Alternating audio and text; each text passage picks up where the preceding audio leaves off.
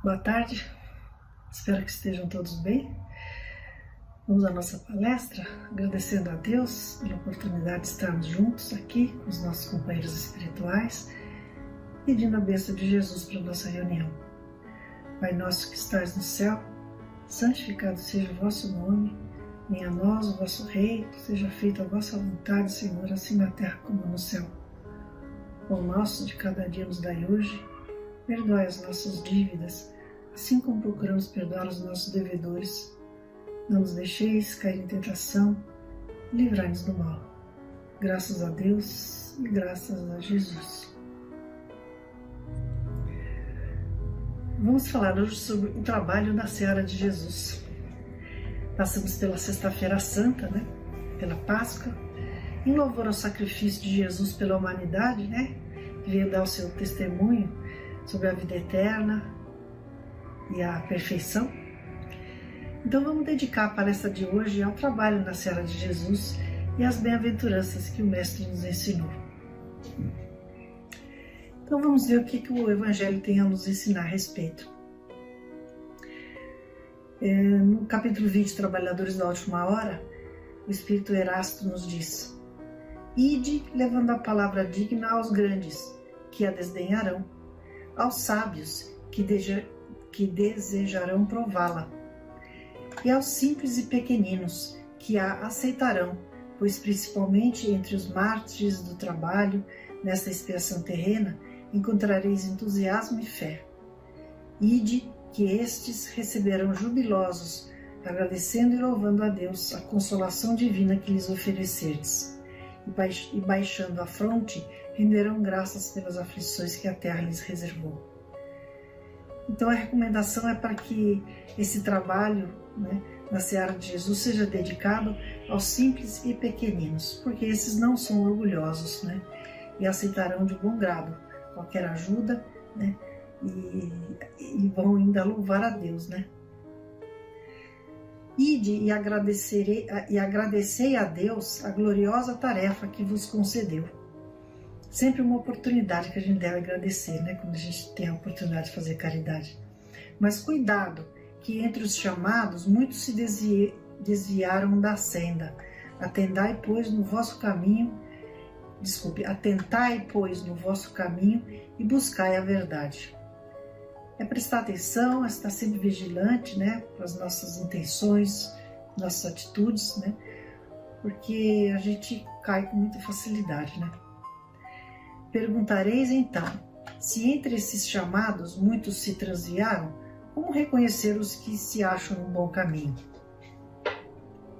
E responderemos, podeis reconhecê-los pelo ensino e a prática dos verdadeiros princípios da caridade, pela consolação que distribuírem aos aflitos, pelo amor que dedicarem ao próximo, pela sua abnegação e o seu altruísmo.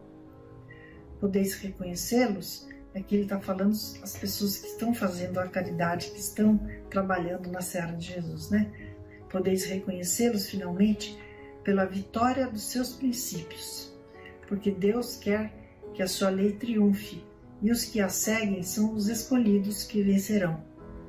Os que, porém, falseiam o espírito dessa lei para satisfazerem sua vaidade e sua ambição, esses serão destruídos. Então aqui é o trabalho feito com amor, com boa vontade e com desinteresse, Esse é o que é bem visto aos olhos de Deus. Em um outro título, Os Obreiros do Senhor, o Espírito da Verdade nos diz: Chegastes no tempo em que se cumprirão as profecias referentes à transformação da humanidade. Felizes serão os que tiverem trabalhado o campo do Senhor com desinteresse e movidos apenas pela caridade. Suas jornadas de trabalho serão pagas ao cêntuplo que tenham esperado. Felizes serão os que houverem dito a seus irmãos: trabalhemos juntos e unamos os nossos esforços, a fim de que o Senhor, na sua vinda, encontre a obra acabada. Porque esses o Senhor dirá: vinde a mim, vós que sois os bons servidores, vós que soubestes calar os vossos melindres e as vossas discórdias, para que a obra não sofresse. Então é isso, né? O trabalho em grupo da caridade é muito importante, né? Você, obviamente, você consegue resultados muito melhores. Mas o problema são as pessoas, né? Nós somos muito difíceis, né? Sempre há algum melindre, alguma dificuldade, alguém não aceita a autoridade, ou a disputa de fazeres, né? Acontece de tudo. Mas tem que fazer valer é o resultado, né? Temos que colocar de lado, né? Sempre essas questões, porque o importante é o trabalho. É nisso que a gente tem que focar as nossas atenções e os nossos esforços, né? Mais infelizes os que por suas dissensões houverem retardado a hora da colheita, né? Então não vamos deixar esses melindres atrapalharem, né, a colheita, porque a tempestade chegará e eles serão levados no turbilhão. Nessa hora clamarão: graça, graça. Mas o Senhor lhes dirá: por que pedis graça se não tivestes piedade de vossos irmãos, se vos recusastes a lhes estender as mãos, e se esmagaste o fraco em vez de o socorrer? Por que pedis graça se procuras a recompensa nos prazeres da terra e na satisfação do vosso orgulho? Já recebestes a vossa recompensa de acordo com a vossa vontade. Nada mais tendes a pedir. As recompensas celestes são para aqueles que não houverem pedido recompensas na terra. Deus faz nesse momento a enumeração dos seus servidores fiéis e já marcou pelo seu dedo os que só têm a aparência do devotamento, para que não usurpem o salário dos servidores corajosos. Porque é a esses que não recuaram diante de sua tarefa que vai confiar os postos mais difíceis na grande obra da regeneração. E essas palavras se cumprirão: os primeiros serão os últimos e os últimos serão os primeiros no reino dos céus. Então vamos ao trabalho, né? Seremos julgados pelas nossas obras.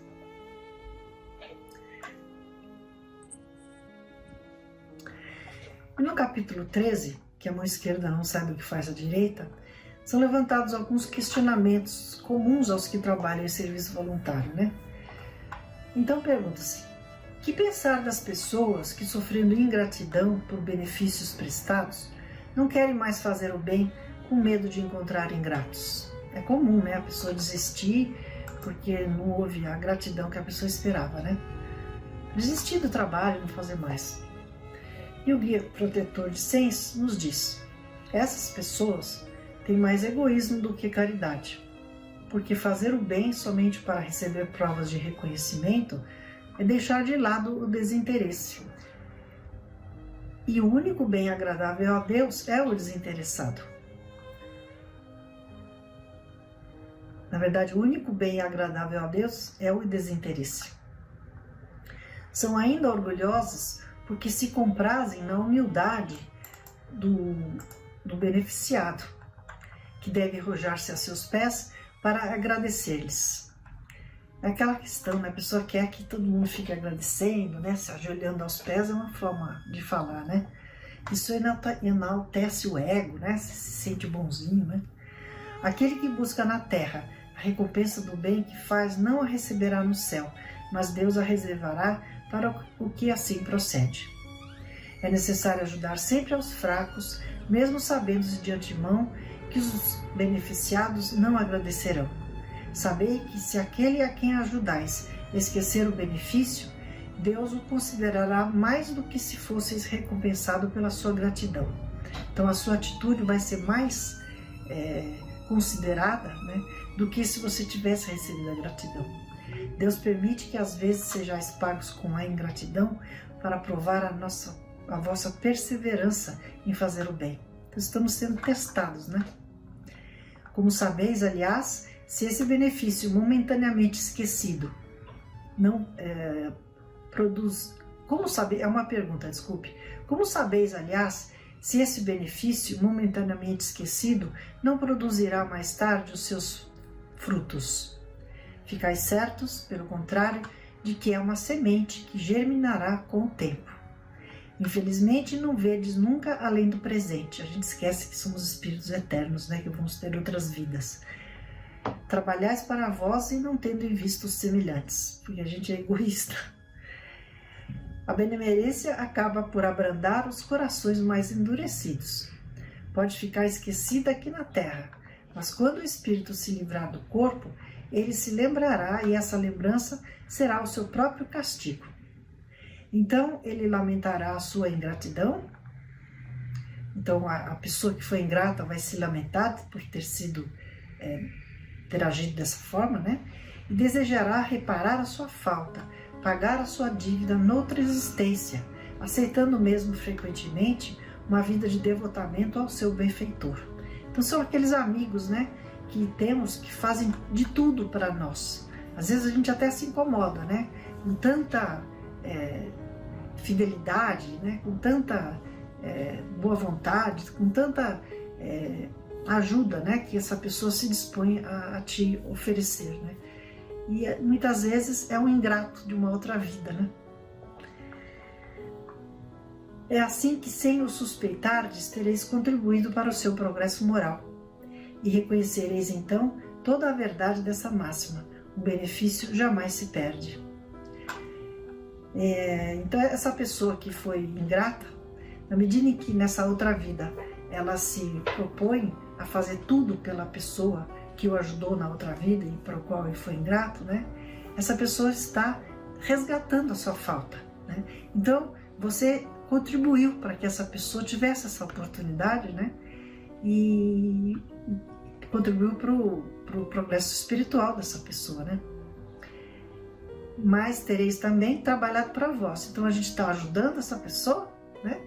E a gente também está trabalhando para nós, pois tereis o mérito de haver feito o bem com desinteresse, sem vos deixar abater pelas decepções. Então é muito importante, né? A gente tem que, mesmo que não seja com boa vontade no começo, seja meio forçado, ou seja por egoísmo, porque a gente quer satisfazer nossa consciência, devemos insistir, né, no trabalho do bem, porque aos poucos aquilo se torna automático, né? E não devemos, né, nos melindrar pelos ingratos, né? Porque sabemos que esses ingratos vão ter que depois resgatar essa falta, né? E vão procurar se melhorar em outra vida, e isso também conta como um benefício para nós, porque nós ajudamos esse ser, ajudamos agora nessa vida com a nossa ajuda, nossa benemerência, né, com a caridade que fizemos para ele, e vamos ajudá-lo também, porque futuramente ele vai resgatar essa atitude, né, incorreta. Se nós não tivéssemos o ajudado nessa, ele ia continuar sendo uma pessoa ingrata em outras vidas, né? Enfim, e tem um outro questionamento, né? A beneficência é bem compreendida quando se limita ao círculo de pessoas da mesma opinião, da mesma crença ou do mesmo partido? Porque tem gente que só ajuda as pessoas da sua própria crença, né? E São Luís nos diz: não, pois é sobretudo o espírito de seita e de partido que deva ser abolido, porque todos os homens são irmãos. O verdadeiro cristão vê irmãos em todos os seus semelhantes, e para socorrer o necessitado, não procura saber a sua crença, a sua opinião, seja qual for. Seguiria ele o preceito de Jesus Cristo, que manda amar até mesmo os inimigos. Se repelisse o infeliz... Desculpa, outra pergunta. Seguiria ele o preceito de Jesus Cristo, que manda amar até mesmo os inimigos, se repelisse o infeliz por ter crença diferente da sua? Que o socorra, pois, sem lhe interpelar a consciência. Mesmo porque, se for o inimigo da religião, será esse o meio de fazer que ele a ame a sua religião. E repelindo, só faria que ele odiasse a sua religião, né? Então, é o fazer o bem sem olhar para quem, né? Sempre. E por falar em inimigo, né? Que Jesus manda que a gente ame os inimigos, né? Vou ler então aqui com vocês um conto do Espírito Irmão X, do livro Contos desta e da Outra Vida, psicografado pelo Chico. E aqui Jesus fala da conduta quanto ao inimigo enquanto se está no trabalho do bem. E inclui uma série de ensinamentos que a gente encontra no Evangelho. O conto se chama Aprendizes e Adversários. Jonathan, Jessé e Eliaquim, funcionários do templo de Jerusalém, passando por Cafarnaum, procuraram Jesus no singelo domicílio de Simão Pedro. Recebidos pelo Senhor, logo se entregaram à conversação, E disse o primeiro: Mestre, soubemos que a tua palavra traz ao mundo as boas novas do reino de Deus. E eles estavam entusiasmados, com as novas concepções, e gostariam de se juntar, à coluna, de adeptos, tal, se tornarem discípulos de Jesus, apesar das obrigações que eles ainda tinham no sagrado templo, Mas antes de solenizar esses votos, eles queriam ouvir de Jesus orientação quanto à conduta, à frente dos inimigos. E Messias diz, somos hostilizados por terríveis desafetos no santuário. E extasiados com os teus ensinamentos, estimaríamos acolher-te a orientação. E Jesus então meditou alguns instantes e respondeu: Primeiramente, é justo considerar nossos adversários como instrutores. O inimigo vê junto de nós a sombra que o amigo não deseja ver e pode ajudar-nos a fazer mais luz no caminho que nos é próprio. Cabe-nos, desse modo, tolerar-lhes as reprimendas com nobreza e serenidade, tal qual o ferro, que após sofrer paciente o calor da forja, ainda suporta os golpes do malho com dignidade e humildade, a fim de se adaptar à utilidade e à beleza. E é uma verdade, porque os amigos não têm coragem de apontar os nossos defeitos, mas os inimigos têm, Então a gente tem que ter paciência com eles, tolerar, essa temporária inimizade, vamos dizer assim, e procurar se corrigir, porque eles estão falando a verdade. Os visitantes entreolharam-se perplexos e Jonathan retomou a palavra perguntando: E se somos injuriados? Adotemos o perdão e o silêncio, disse Jesus. Muita gente que insulta é vítima de perturbação e enfermidade. E se formos perseguidos? Indagou Jessé. Utilizemos a oração em favor daqueles que nos afligem, para que não venhamos a cair no escuro nível da ignorância a que se acolhem. Porque se a gente revida, a gente está caindo na mesma escuridão daqueles que estão nos agredindo, Mestre, e se nos baterem e esmurrarem? Interrogou Eliaquim. Que fazer se a violência nos avilta e confunde? Ainda assim, esclareceu o mestre, a paz íntima deve ser nosso asilo e o amor fraterno a nossa atitude. Porquanto quem procura se viciar o próximo e dilacerá-lo está louco e merece compaixão. Aqui Jesus oferece o genuíno exemplo do ensinamento de sermos mansos e pacíficos, e da indulgência. Ainda estamos lutando para adotar essas condutas, mas a gente chega lá. Senhor, insistiu Jonathan, que resposta oferecer então à maledicência, à calúnia e à perversidade? E o Cristo sorriu e precisou: o maledicente guarda consigo o infortúnio de descer à condição do verme que se alimenta com o lixo do mundo. O caluniador traz no coração largas doses de fel e veneno que lhe flagelam a vida. Realmente essas pessoas são muito infelizes, E o perverso tem a infelicidade de cair nas armadilhas que tece para os outros. O perdão é a única resposta que merecem, porque são bastante desditosos por si mesmos. Sabedoria, E que reação assumir perante os que perseguem? Inquiriu Jessé preocupado. Quem persegue os semelhantes, disse Jesus, tem o espírito em densas trevas e mais se assemelha ao cego desesperado que investe contra os fantasmas da própria imaginação, arrojando-se ao fosso do sofrimento. Por esse motivo, o socorro espiritual é o melhor remédio para os que nos atormentam. E que punição reservar aos que nos ferem o corpo, assaltando-nos o brio? Perguntou Eliaquim espantado. Refiro-me àqueles que nos vergastam a face e fazem sangrar o peito. E Jesus diz: quem golpeia pela espada será golpeado também, até que reine o amor puro na terra. Explicou, sem pestanejar. Quem se rende às sugestões do crime é um doente perigoso que devemos corrigir com a reclusão e com o tratamento indispensável. O sangue não apaga o sangue e o mal não retifica o mal. É um ensinamento importante porque tem países que até pena de morte. Isso é terrível, né? Nós não temos direito de tirar a vida de ninguém, né? Mas aqui Jesus diz, né? Devemos corrigir com a reclusão, né? E com o tratamento indispensável. E o sangue não apaga o sangue e o mal não retifica o mal, né? E espraiando o olhar doce e lúcido pelos circunstantes, continuou: é imperioso saibamos amar e educar os semelhantes com a força de nossas convicções e conhecimentos, a fim de que o reino de Deus se estenda no mundo. As boas novas de salvação esperam que o santo ampare o pecador, mostrando misericórdia, né? Que o são ajude ao enfermo, uma pura caridade. Que a vítima auxilie o verdugo, que é exatamente amar o inimigo, né? Para isso, é imprescindível que o perdão incondicional, que é a indulgência, né?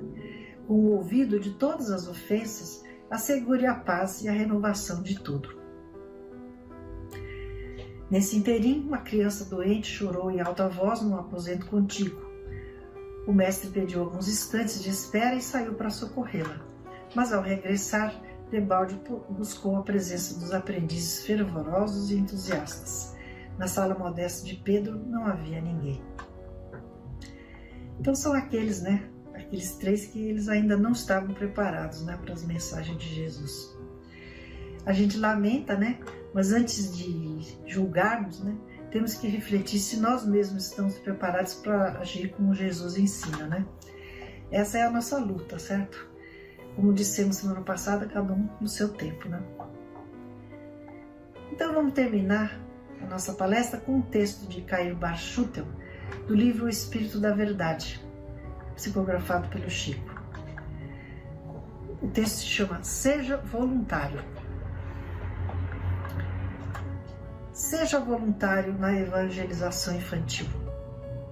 Não aguarde convite para contribuir em favor da boa nova no coração das crianças. Auxilie a plantação do futuro. Seja voluntário no culto do Evangelho. Não espere a participação de todos os companheiros do lar para iniciá-lo. Se preciso, faça-o sozinho. Seja voluntário no templo espírita. Não aguarde ser eleito diretor para cooperar. Colabore sem impor condições em algum setor hoje mesmo. E em qualquer templo, né? Essa é a atitude. Não ficar esperando, né, os outros colaborarem, né, nem querer impor suas condições, né? Seja voluntário no estudo edificante. Não espere que os outros lhe chamem a atenção. Estude por conta própria. Seja voluntário na mediunidade. Não aguarde o desenvolvimento mediúnico, sistematicamente sentado à mesa de sessões. Procure a convivência dos espíritos superiores, amparando os infelizes. Tem gente que acha que só pode trabalhar com a mediunidade depois que tiver estudado muito, né?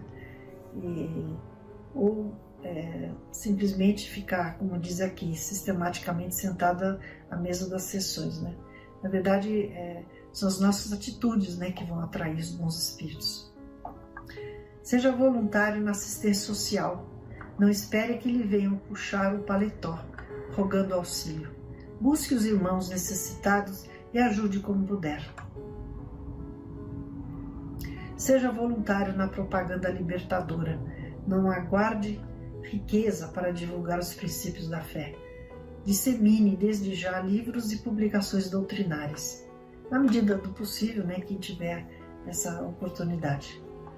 Sim, meu amigo, não se sinta realizado. Cultive espontaneidade nas tarefas do bem. A sementeira é grande e os trabalhadores são poucos. Vivemos os tempos da renovação fundamental. Atravessemos, portanto, em serviço o limiar da era do Espírito. Há mobilização de todos, cada qual pode servir a seu modo. Aliste-se enquanto você se encontra válido, assuma a iniciativa própria. Apresente-se em alguma frente de atividade renovadora e sirva sem descansar. Quase sempre a pessoa sem serviço quase sempre a pessoa sem serviço é alma a caminho de tenebrosos labirintos do umbral. É o ócio, né? É muito complicado isso. A gente tem que fugir do ócio. Temos que nos lançar ao trabalho, né? Nada melhor do que nos lançar ao trabalho com Jesus, né? E termina aqui então dizendo: seja voluntário na seara de Jesus, nosso Mestre e Senhor.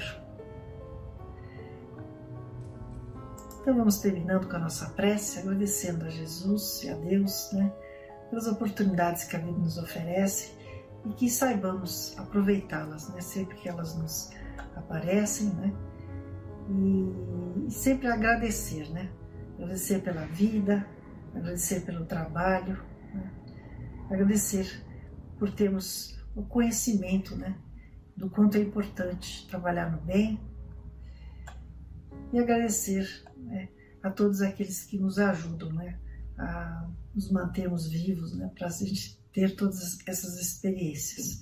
Lembrando aí nos nossos tempos, né, dos trabalhadores da saúde, né, aproveitando a oportunidade para render graça a essas pessoas que estão dando as suas vidas a nós. Então sejamos voluntários, vamos nos unir, né, a essas frentes de trabalho, né, cada um com a sua possibilidade. Pai nosso que estais no céu, santificado seja o vosso nome. Venha a nós o vosso reino, seja feita a vossa vontade, assim na terra como no céu. O pão nosso de cada dia nos dai hoje. Perdoai as nossas dívidas, Senhor, assim como procuramos perdoar os nossos devedores. Não nos deixeis cair em tentação e livrai-nos do mal. Graças a Deus e graças a Jesus. Obrigada.